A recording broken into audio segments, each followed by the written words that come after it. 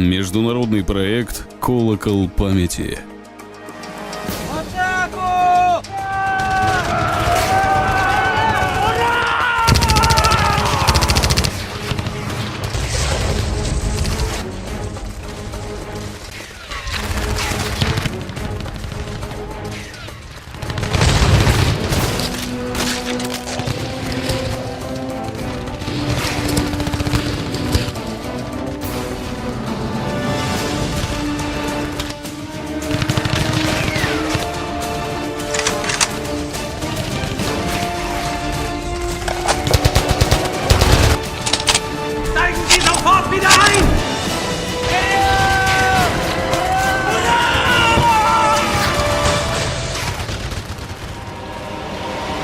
В 1946 году Сталин объявил о том, что в годы Великой Отечественной войны Советский Союз потерял 7 миллионов человек.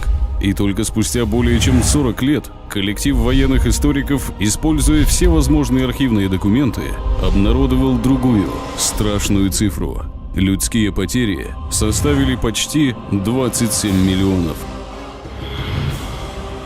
Более 4,5 миллионов советских военнослужащих попали в плен и пропали без вести. 500 тысяч военнообязанных были призваны по мобилизации, но не были зачислены в списке войск. А потери гражданского населения оцениваются в более чем 14 миллионов. За годы войны на советской территории было разрушено 1710 городов и поселков и более чем 70 тысяч сел и деревень. 32 тысячи промышленных предприятий, разгромлено более 100 тысяч колхозов и совхозов. В целом, материальные потери Советского Союза оцениваются суммой около 2 триллионов 600 миллиардов рублей. Но официальные подсчеты не учли цифры иного рода. К концу 1945 года, не будь войны, население Советского Союза увеличилось бы на 35 миллионов человек. Военная промышленность обеих противоборствующих сторон активно работала для укрепления фронта, куда за годы войны всего поступило более миллиона орудий и минометов, почти 200 тысяч танков, без малого 300 тысяч самолетов. Только советская действующая армия израсходовала в ходе войны свыше 10 миллионов тонн боеприпасов. Обрекая на смерть и разрушение целые народы, за 4 года советские и немецкие военные предприятия дали фронту 700 миллионов артиллерийских снарядов, 480 миллионов мин, 400 миллионов ручных и противотанковых гранат, более 40 миллиардов комплектов элементов для стрелковых патронов. Миллионами снарядов и миллиардами патронов изранила война нашу землю. Третья часть этого смертоносного железа, подобно осколку в теле фронтовика, по сей день остается неизвлеченной. После вмешательства хирурга осколок остается в семье солдата как святыня, как память о тех страшных днях, повторение которых человечество не имеет права допустить. За многие годы работы поисковики поднимают на поверхность великое множество железа, призванного нести смерть. Самыми многочисленными находками были и остаются гильзы. Заставить агрессивное железо служить миру. Что может быть благороднее в наше время? Совместными усилиями уже накоплено более 3,5 тонн стрелянных гильз времен Великой Отечественной войны. Из этих гильз планируется отлить колокол памяти, громогласно напоминающий о войне и неустанно призывающий к миру.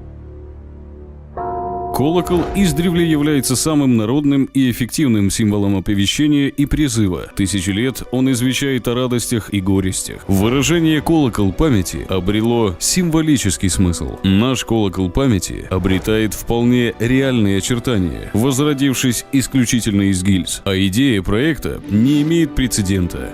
Она предполагает не локальное историческое значение, а условное аннулирование границ, приглашая для участия в возведении памятника различные организации и страны. Ведь что, как не пережитое вместе горе и желание не допустить его повторения, объединяет людей, страны и континенты. Прошло уже 70 лет, как отгремели бои, уничтожившие фашизм.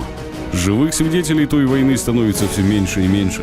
Пусть же этот колокол грозным набатом напоминает человечеству, какой высокой ценой досталась великая победа. Торжественное открытие монумента «Колокол памяти» планируется приурочить к 70-й годовщине Великой Победы. И это не только победа над врагом.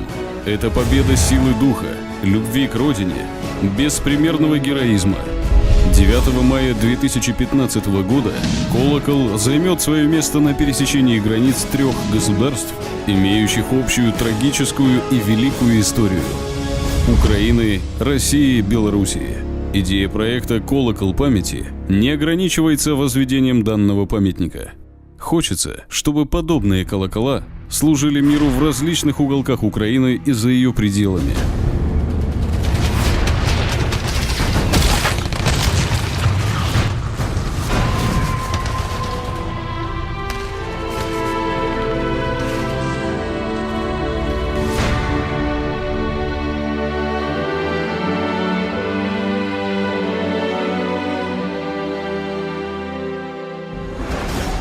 Забыть значит предать.